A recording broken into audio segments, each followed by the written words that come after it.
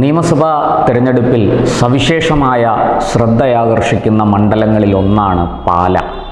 നമുക്കറിയാം, പാലായിലെ കിരീടം വയ്ക്കാത്ത രാജാവായി വാണ നമ്മുടെ കെ.എം. മാണി സാറിൻ്റെ കഥകളൊക്കെ നമുക്കറിയാം. ഇന്ന് അദ്ദേഹത്തിൻ്റെ മകൻ ജോസ് കെ മാണി കേരള കോൺഗ്രസ് എമ്മിന് വേണ്ടി പാലായിൽ മത്സരിക്കാൻ ഇറങ്ങുന്നു. ഇപ്പോൾ അദ്ദേഹം UDF-ലല്ല LDF-ലാണ്. 2021 തിരഞ്ഞെടുപ്പിന് മുമ്പ് അദ്ദേഹം LDF മുന്നണിയിലേക്ക് ചേക്കേറിയിരുന്നു. കോൺഗ്രസ്സിന് വേണ്ടി UDF-ന് വേണ്ടി അവിടെ മത്സരിക്കുന്നത് മാണി സി കാപ്പനാണ്. മാണി സി കാപ്പൻ 2021 അതിനു മുമ്പ് നടന്ന ഉപതെരഞ്ഞെടുപ്പിലും പാലായിൽ വിജയിച്ച് വെന്നിക്കൊടി പാറിച്ച ആളാണ്. അവിടെ BJP സ്ഥാനാർത്ഥിയായി വരുന്നത് NDA മുന്നണിയുടെ പ്രതിനിധിയായി മത്സരിക്കുന്നത് ഷോൺ ജോർജാണ്, നമ്മുടെ PC ജോർജിൻ്റെ മകൻ. എന്തായാലും പാലായിൽ മത്സരം കടുക്കുമെന്ന് തീർച്ചയാണ്. മുമ്പ് CPM-ൽ ഉണ്ടായിരുന്ന പുളിക്കക്കണ്ടത്തിൽ കുടുംബത്തിൻ്റെ പ്രതിനിധികളായ ബിനു, ബിജു എന്നീ സഹോദരന്മാരും ബിനുവിൻ്റെ മകൾ ദിയയും അവിടെ നിർണായക ശക്തിയായി മാറിയിട്ടുണ്ട്. തദ്ദേശ തെരഞ്ഞെടുപ്പിൽ അവർ പാലം വലിച്ചതുകൊണ്ടാണ് ജോസ് കെ മാണി മൂക്കം കുത്തി വീണത്. കേരള കോൺഗ്രസ് എമ്മിന് കനത്ത തിരിച്ചടി ഏറ്റത്. പുളിക്കക്കണ്ടത്തിൽ കുടുംബത്തിനെ UDF ആകമഴിഞ്ഞ് പിന്തുണയ്ക്ക കൂടി ചെയ്തതോടുകൂടി LDF-ൻ്റെ പതനം പാലായിൽ പൂർണ്ണമായി. ജോസ് കെ മാണിക്ക് ഇനി ഒരു ഉയർത്തെഴുന്നേൽപ്പ് ഉണ്ടാകുമോ എന്ന ചോദ്യം പോലും ഉയരുന്ന തരത്തിലേക്കായി അവിടുത്തെ തദ്ദേശ തിരഞ്ഞെടുപ്പ് ഫലം. എന്തായാലും വരാൻ പോകുന്ന നിയമസഭാ തിരഞ്ഞെടുപ്പിൽ പാല വലിയ രീതിയിൽ ചർച്ച ചെയ്യപ്പെടുന്നുണ്ട്. ആര് പാലായിൽ ജയിക്കും എന്ന ചോദ്യം വളരെ ശക്തമായി ഉയരുന്നു. കേരള രാഷ്ട്രീയത്തിൻ്റെ ഭാവി തന്നെ നിർണയിക്കപ്പെടാൻ പോകുന്ന ഒരു തിരഞ്ഞെടുപ്പാണിതെന്ന് നമുക്കറിയാം.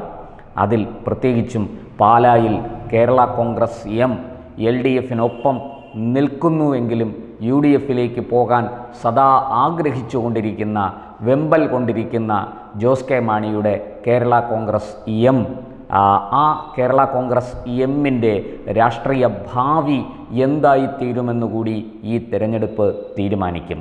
നിലവിലെ സാഹചര്യം നമുക്കൊന്ന് വിശകലനം ചെയ്യാം. അവിടെ മാണി സി കാപ്പൻ നിലവിൽ MLA ആണ്. ജോസ് കെ മാണി അദ്ദേഹത്തിനോട് 2 വട്ടം പരാജയം ഏറ്റുവാങ്ങി.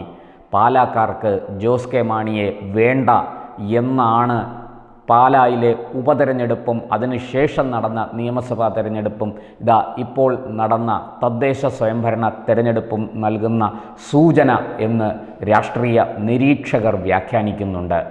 എന്തായാലും അതിന് ഒരു തീരുമാനം ഈ തെരഞ്ഞെടുപ്പിൽ ഉണ്ടാകും. പറയുന്നത് പോലെ ജോസ് കെ മാണിക്കും LDF-നും പാല ഇനി ഒരു അപ്രാപ്യമായ മണ്ഡലമായി മാറുമോ എന്ന കാര്യത്തിൽ വരാൻ പോകുന്ന നിയമസഭാ തെരഞ്ഞെടുപ്പ് തീരുമാനമുണ്ടാക്കും. BJP 2016 മുതൽ കാര്യമായി വോട്ട് പിടിക്കുന്ന ഒരു മണ്ഡലമാണ് പാല. 2016 അവർ സാക്ഷാൽ KM മാണി മത്സരിക്കുമ്പോൾ അവിടെ 24,000-ലധികം വോട്ട് നേടി അത്ഭുതം സൃഷ്ടിച്ചു. പാലായിൽ BJPക്ക് ബേസ് ഉണ്ട് എന്നാണ് അർത്ഥം. കാലങ്ങളായി ആ BJP വോട്ടുകൾ എങ്ങനെയൊക്കെയോ സ്വന്തമാക്കാൻ KM മാണി സാറിന് സാധിച്ചിരുന്നു. KM മാണിയുടെ ഒരു പ്രത്യേകത അതാണ്. അദ്ദേഹത്തിന് രാഷ്ട്രീയ ശത്രുക്കളില്ല, എതിരാളികൾ മാത്രമേ ഉള്ളൂ. അക്ഷരാർത്ഥത്തിൽ എല്ലാ പാർട്ടിക്കാരുടെയും എല്ലാ മുന്നണിക്കാരുടെയും ഇഷ്ടതോഴനായിരുന്നു ശ്രീ KM മാണി. അദ്ദേഹം അറിയപ്പെടുന്നത് പോലും പാലായിലെ പോപ്പ് എന്നാണ്. അങ്ങനെ പാലായിൽ കിരീടം വയ്ക്കാത്ത രാജാവായി വാണ ശ്രീ KM മാണി അനിഷേധ്യനായ നേതാവാണ് എന്ന് മീനച്ചിലാറ്റിൽ നിന്ന് വീശിയടിക്കുന്ന കാറ്റുപോലും പറയുന്ന ഒരു കാലം. ആ കാലത്താണ് 24,000 വോട്ട് നേടി BJP അവിടെ ഞെട്ടിച്ചത് LDF-നെയും UDF-നെയും. മാണി സാറിൻ്റെ ഭൂരിപക്ഷം വല്ലാതെ കുറഞ്ഞു. വലിയ ഭൂരിപക്ഷത്തോടുകൂടി 4 അക്കത്തിന് അപ്പുറത്തേക്ക് പോകുന്ന ഭൂരിപക്ഷത്തിലേക്ക് വിജയിച്ചു കയറിയ അദ്ദേഹം പക്ഷേ 2016 വെള്ളം കുടിച്ചു എന്ന് തന്നെ പറയാം. പക്ഷേ അദ്ദേഹം അവിടെ വിജയിച്ചു. അതാണ് കെ.എം. മാണി എന്ന അതികായൻ. ആ രാഷ്ട്രീയ സിംഹം ഒരിക്കലും പരാജയം അറിഞ്ഞിട്ടില്ല എന്ന് തന്നെ പറയാം. നൂറ്റാണ്ടുകാലം കേരള നിയമസഭയിൽ അദ്ദേഹത്തിൻ്റെ സാന്നിധ്യമുണ്ടായിരുന്നു. അങ്ങനെയുള്ള കെ എം മാണി സാറിൻ്റെ മകനാണ് ജോസ് കെ മാണി. പക്ഷേ അച്ഛൻ ആനപ്പുറത്ത് കയറിയതുകൊണ്ട് മകൻ്റെ ചന്തിക്ക് തഴമ്പുണ്ടാകില്ല എന്നൊരു ചൊല്ലുണ്ടല്ലോ, അത് അക്ഷരാർത്ഥത്തിൽ ഇവിടെ ശരിയാണ്. മാണി സാറിനെ ജയിപ്പിച്ച പാല പക്ഷേ മകൻ ജോസ് കെ മാണിയെ കൈവിട്ടു. ആരാണ് ജോസ് കെ മാണിക്ക് പാലം വലിച്ചത്? അത് ജോസ് കെ മാണി എക്കാലത്തും കെ എം മാണി സാറിനെ പിന്തുണച്ചിരുന്ന സഭയാണോ, റോമൻ കത്തോലിക്കരാണോ, അതോ ക്രിസ്ത്യൻ ജനവിഭാഗങ്ങളാണോ, അതോ ഒപ്പം നിന്ന് ജോസ് കെ മാണിയെ ചതിച്ചത് അദ്ദേഹത്തിൻ്റെ മുന്നണിക്കാർ തന്നെയാണോ? ഈ ചോദ്യങ്ങൾക്കെല്ലാം പാലായിൽ നിന്ന് തന്നെ നമുക്ക് ഉത്തരം ലഭിക്കും. പക്ഷേ വരുന്ന നിയമസഭാ തെരഞ്ഞെടുപ്പ് കൂടെ കഴിയട്ടെ. ഈ കഴിഞ്ഞ കാലങ്ങളിൽ നടന്ന ചില സംഭവ വികാസങ്ങൾ കൂടി ഞാൻ പ്രേക്ഷകരുടെ ശ്രദ്ധയിലേക്ക് കൊണ്ടുവരാം. അതായത് ജോസ് കെ മാണി ഈ 2021 ശേഷം LDFിൻ്റെ ഭാഗമായി നിൽക്കുകയും അദ്ദേഹം പരാജയപ്പെട്ടെങ്കിലും അദ്ദേഹത്തിൻ്റെ പാർട്ടിയിലെ റോഷി അഗസ്റ്റിനെ ജലവിഭവ മന്ത്രിയാക്കുകയും LDFിനോടൊപ്പം നിന്ന് രാഷ്ട്രീയത്തിൽ മുന്നോട്ട് പോവുകയും ചെയ്തു. പക്ഷേ 2024 നടന്ന ലോക്സഭാ തെരഞ്ഞെടുപ്പ് ഫലം അദ്ദേഹത്തിൻ്റെ കണ്ണു തുറപ്പിച്ചു. അദ്ദേഹം കോട്ടയത്ത് നിർത്തിയ സ്ഥാനാർത്ഥിയെ ഗംഭീരമായി പരാജയപ്പെടുത്തി UDFിലെ ഫ്രാൻസിസ് ജോർജ്, കേരള കോൺഗ്രസ് ജോസഫ് വിഭാഗത്തിൻ്റെ ഭാഗമായി മത്സരിച്ച പഴയ KM ജോർജിൻ്റെ മകൻ ഫ്രാൻസിസ് ജോർജ് മികച്ച ഭൂരിപക്ഷത്തോടുകൂടി അവിടെ ജയിച്ചു വന്നു. മാത്രമല്ല BJP നേതൃത്വം നൽകുന്ന NDAയുടെ സ്ഥാനാർത്ഥിയായി അവിടെ എത്തിയത് BDJSൻ്റെ നേതാവ് തുഷാർ വെള്ളാപ്പള്ളിയാണ്. തുഷാർ വെള്ളാപ്പള്ളി കാര്യമായിട്ട് വോട്ട് പിടിച്ചു. അതും കേരള കോൺഗ്രസ് എമ്മിന് LDFിന് ഒക്കെ വലിയ ദോഷം ചെയ്തു. ഇതാണ് ജോസ് കെ മാണിയെ ഇരുത്തി ചിന്തിപ്പിച്ചത്. ഇനിയും LDFിനൊപ്പം നിന്നിട്ട് കാര്യമില്ല, ശക്തമായ ഭരണവിരുദ്ധ വികാരം കേരളത്തിൽ അലയടിക്കുന്നു എന്ന് പരിണിതപ്രജ്ഞനല്ലെങ്കിലും ജോസ് കെ മാണിക്ക് തിരിച്ചറിയാനായി. ജോസ് കെ മാണിക്ക് ഒപ്പമുള്ളവർ അതേക്കുറിച്ച് അദ്ദേഹത്തിന് പറഞ്ഞു മനസ്സിലാക്കി കൊടുത്തു. അതോടുകൂടി ജോസ് കെ മാണി എങ്ങനെയെങ്കിലും വള്ളം മാറാനുള്ള ശ്രമം തുടങ്ങി. UDF ഘടകകക്ഷികളായ മുസ്ലിം ലീഗിനെയും മറ്റു ചിലരെയുമൊക്കെ കൂട്ടുപിടിച്ച് എങ്ങനെയും UDF പാളയത്തിലെത്താൻ ശ്രമിച്ചു.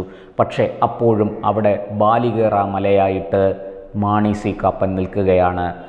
2021 മുമ്പ് പാലായിൽ നടന്ന ഉപതെരഞ്ഞെടുപ്പിൽ മാണി സി കാപ്പൻ LDFിൻ്റെ സ്ഥാനാർത്ഥിയാകുകയും ജോസ് കെ മാണി UDFിൻ്റെ സ്ഥാനാർത്ഥിയാകുകയും ചെയ്തിരുന്നു.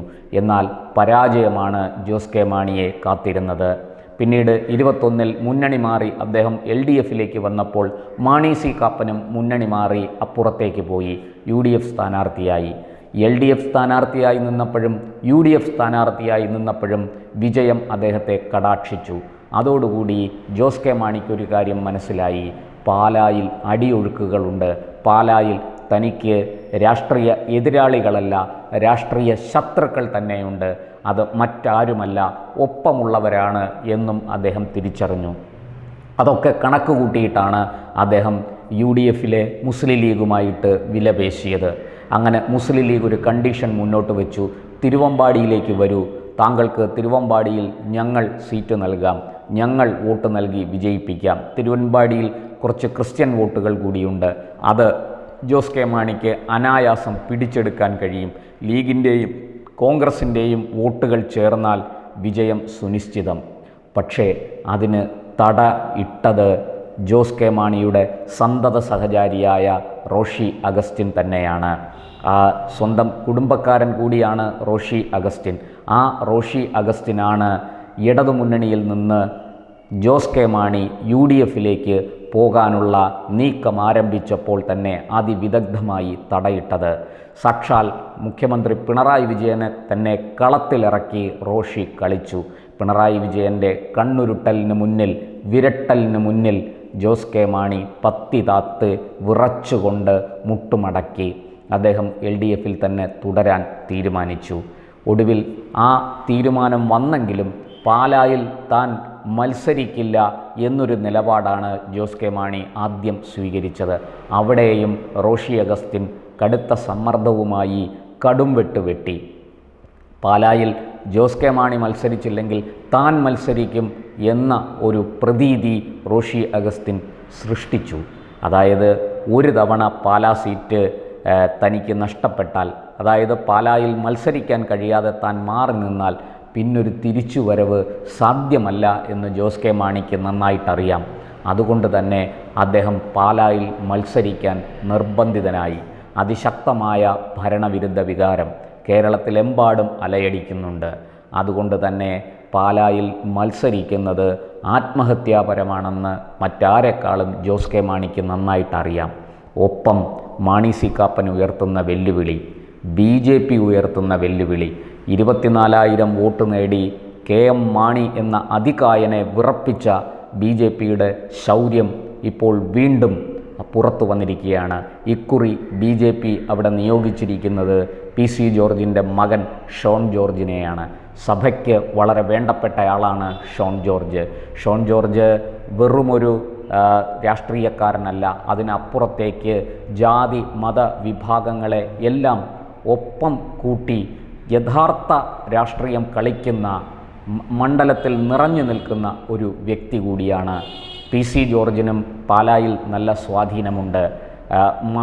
KM മാണി മത്സരിക്കുന്ന കാലത്തെല്ലാം അദ്ദേഹത്തിന് പാര വയ്ക്കാൻ PC ജോർജ് മുന്നോട്ട് വന്നിരുന്നതായി പലപ്പോഴും KM മാണി തന്നെ പറയാതെ പറഞ്ഞിരുന്നു. എന്തായാലും ഈ പാലാ മണ്ഡലത്തിൽ PC ജോർജിന് കുറേ ബന്ധങ്ങളുണ്ട്, കുറേ വോട്ടുകളുമുണ്ട്. അത് ഇക്കുറി തീർച്ചയായിട്ടും മകൻ ഷോൺ ജോർജിലേക്ക് തന്നെ പോകുമെന്ന് വ്യക്തമാണ്. PC ജോർജ് ആകട്ടെ പൂഞ്ഞാറിൽ താൻ തോറ്റുപോയാലും പാലായിൽ മകനെ ജയിപ്പിക്കണം എന്ന നിശ്ചയദാർഢ്യത്തോടുകൂടി പാലായിൽ തമ്പടിച്ച് പ്രവർത്തിക്കുകയാണ്. BJPയുടെ മിഷണറി, RSSൻ്റെ സംഘടനാ സംവിധാനം, ഇതൊക്കെ എണ്ണയിട്ട യന്ത്രം പോലെ പാലായിൽ പ്രവർത്തിക്കും. അങ്ങനെയെങ്കിൽ 25,000-ഓളം ബേസ് വോട്ടുള്ള BJPക്ക് അവിടെ വിജയിച്ചു കയറാൻ സാധിക്കില്ലേ? മാണി സി കാപ്പൻ ഇപ്പോൾ UDFിനൊപ്പമാണ്. മുമ്പ് അദ്ദേഹം LDFിനൊപ്പമായിരുന്നു. KM മാണി മത്സരിക്കുമ്പോൾ മാണിക്കെതിരെ മത്സരിക്കാൻ ധൈര്യം കാണിച്ച് രംഗത്ത് വന്നയാളാണ് ശ്രീ മാണി സി കാപ്പൻ. പക്ഷേ ഇന്നത്തെ പ്രത്യേക സാഹചര്യത്തിൽ പാലായിൽ ശക്തമായ ഒരു ത്രികോണ മത്സരം നടക്കുമോ എന്ന് സംശയമുണ്ട്. കാരണം അതീവ ദുർബലമായ LDFും അതിനേക്കാൾ ദുർബലനായ ജോസ് കെ മാണിയുമാണ് അവിടെ ഒരു വിഭാഗത്തെ പ്രതിനിധീകരിച്ച് മത്സരിക്കുന്നത്. അപ്പുറത്ത് മാണി സി കാപ്പനുണ്ട്, കൂടാതെ ഷോൺ ജോർജുമുണ്ട്.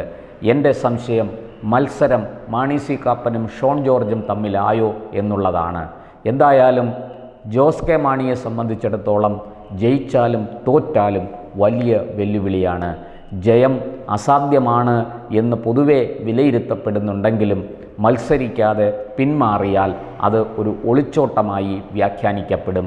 അങ്ങനെ ഒളിച്ചോടിയാൽ പിന്നെ കേരള രാഷ്ട്രീയത്തിൽ തനിക്കൊരു ഇടമില്ല എന്ന് ജോസ് കെ മാണിക്ക് നല്ല തിരിച്ചറിവുണ്ട്. ഒരു പക്ഷേ കേരള രാഷ്ട്രീയത്തിൽ നിന്ന് തന്നെ താൻ അപ്രസക്തനായേക്കുമോ എന്ന് ജോസ് കെ മാണി ഭയപ്പെടുന്നുണ്ട്. അതുകൊണ്ട് പാലായിൽ ഒരു ശക്തമായ ത്രികോണ മത്സരം നടന്നില്ലെങ്കിൽ പോലും ത്രികോണ മത്സരത്തിൻ്റെ പ്രതീതി സൃഷ്ടിക്കാൻ അദ്ദേഹം ശ്രമിക്കുമെന്ന് തീർച്ചയാണ്. എന്തായാലും നമുക്ക് കാത്തിരുന്ന് കാണാം പാലായിൽ എന്താണ് സംഭവിക്കാൻ പോകുന്നത്. പാലായിൽ താമര വിരിയുമോ, അതിനുള്ള സാധ്യതയുണ്ടോ എന്ന് നമുക്ക് അറിയാൻ കഴിയും.